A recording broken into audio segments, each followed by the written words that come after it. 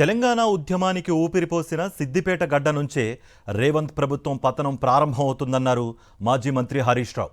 ప్రాజెక్టులకు కేసీఆర్కు క్రెడిట్ వస్తుందనే ఉద్దేశంతోనే కన్నేపల్లి పంపులను ఆన్ చేయకుండా నీటిని సముద్రంలోకి వదులుతున్నారని ఆరోపించారాయన.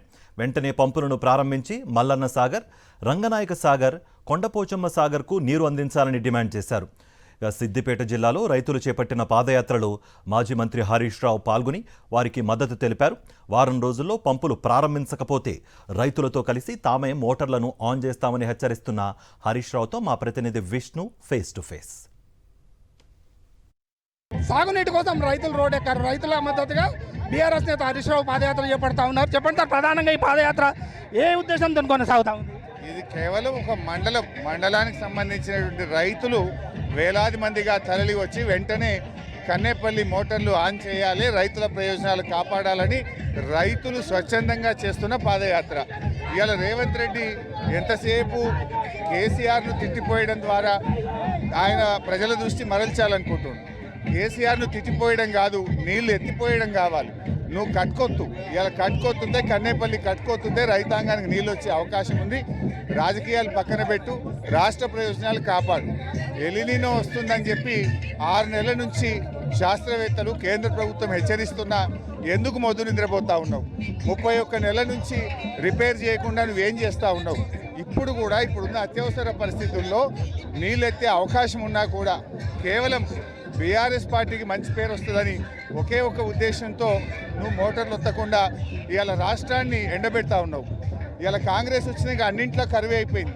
నీళ్ళకు కరువే, ఎరువులకు కరువే, అభివృద్ధిలో కరువే, సంక్షేమ పథకాల్లో కరువే, అన్నింట్లో కూడా ఇవాళ కరువు చేస్తూ ఉన్నారు. ఇవాళ రేవంత్ రెడ్డి, ఇది నువ్వు చేస్తున్న తప్పు రేపు రాష్ట్రానికి పెద్ద శాపంగా మారబోతూ ఉంది. రేపు పరిశ్రమలకు సాగునీరు ఉండదు, రేపు కరెంటు ఉత్పత్తి ఆగిపోతుంది, ప్రజలకు తాగడానికి నీళ్లు ఉండవు, సాగునీరు ఉండదు, రాష్ట్రం అంతా కూడా ఆగమయ్యే పరిస్థితి ఉన్నది. ఇప్పుడు నీళ్లున్నా కూడా నువ్వు ఎత్తకుండా ఈ రాష్ట్రాన్ని మోసం చేయడం కరెక్ట్ కాదు.